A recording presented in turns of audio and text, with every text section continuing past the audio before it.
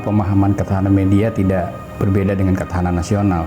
Mau tidak mau, suka tidak suka, kehadiran media sangat berpengaruh terhadap kondisi nasional juga. Mungkin sederhananya bisa kita analogikan seperti misalnya negara ini memerlukan sebuah ketahanan di mana negara ini mampu bertahan dari berbagai bentuk jenis ancaman, tantangan, hambatan, dan gangguan atau yang biasa disingkat ATHG.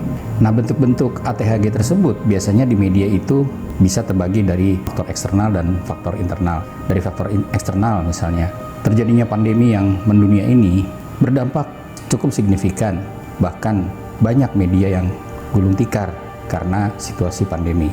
Kemudian contoh dari faktor eksternal, pengaruh-pengaruh global yang sangat deras dan sulit untuk dibendung, tentunya sedikit banyaknya akan berpengaruh terhadap stabilitas media kita juga.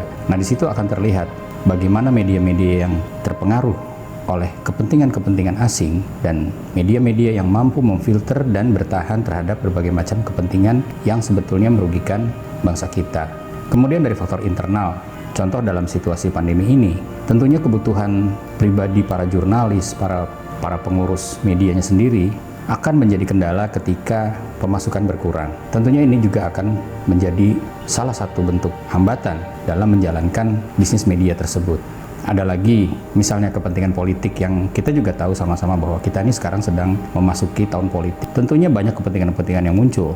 Bahkan mungkin kepentingan itu dititipkan kepada para jurnalis untuk mengusung kepentingan-kepentingan tersebut ke dalam media. Sehingga bisa saja terjadi konflik internal karena berbedanya visi antara para jurnalis yang ada di dalamnya.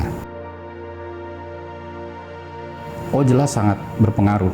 Dengan pesatnya perkembangan teknologi, tentunya merubah paradigma dari bentuk media konvensional yang biasa kita kenal dalam bentuk surat kabar atau koran, kemudian juga majalah, dan media lainnya. Apalagi sekarang orang sebagian besar sudah malas membaca koran. Mereka tinggal membuka handphone, media apapun mereka bisa raih dengan cepat dan singkat. Artinya, konsep media konvensional telah bergeser masuk ke dalam media digital.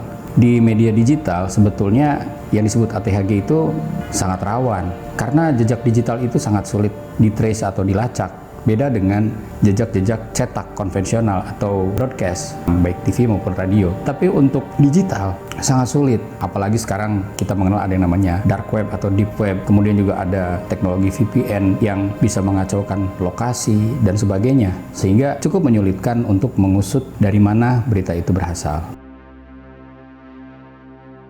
Adalah masalah hoax sebetulnya ya, karena masyarakat ini kita bisa bilang masyarakat cerdas, tapi kita jangan lupa bahwa layer di bawah atau grassroots pun sama, menikmati teknologi yang sama, meraih informasi yang sama, hanya kita pahami semua bahwa literasi mereka yang tingkat intelektualnya di bawah tentunya berbeda dengan tingkat literasi masyarakat terdidik, sehingga mereka sering dipergunakan untuk kepentingan sebuah opini yang membangun persepsi yang misleading, karena bagaimanapun juga jika kita kaitkan dengan politik akan sangat berdampak. Seperti misalnya untuk membangun kepentingan suara, media ini bisa digunakan untuk hal yang negatif sebetulnya, karena seperti tadi saya sampaikan bahwa pedagang asongan, petani, nelayan semua menggunakan gadget atau menggunakan handphone yang biasa kita sebut smartphone atau ponsel pintar. Disinilah pintu masuk yang sangat efektif bagaimana membangun opini yang dibuat oleh satu kelompok atau satu pemangku kepentingan seolah menjadi sebuah kebenaran.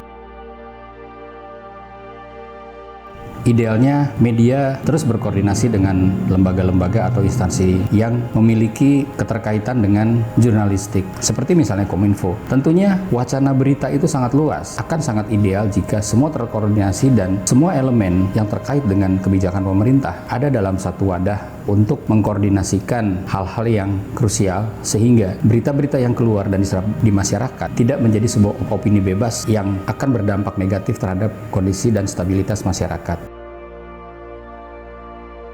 Contoh webinar, misalnya kita menghadirkan orang-orang yang kompeten, orang-orang yang peduli terhadap eksistensi media kita, dan tentunya kami ingin juga menghadirkan berbagai macam disiplin ilmu dan berbagai macam referensi, sehingga akan mendapatkan added value atau nilai tambah dari sisi literasinya. Karena seperti saya bilang tadi, tugas jurnalis atau tugas wartawan itu adalah merupakan bagian dari visi bangsa, yaitu mencerdaskan kehidupan bangsa. Bagaimana jika jurnalisnya tidak memahami hal-hal yang sebetulnya krusial dan harus disampaikan ke masyarakat secara bijak? Tentunya kemampuan seorang jurnalis ini juga mampu memfilter, memperkaya tulisannya itu dengan berbagai referensi yang kredibel.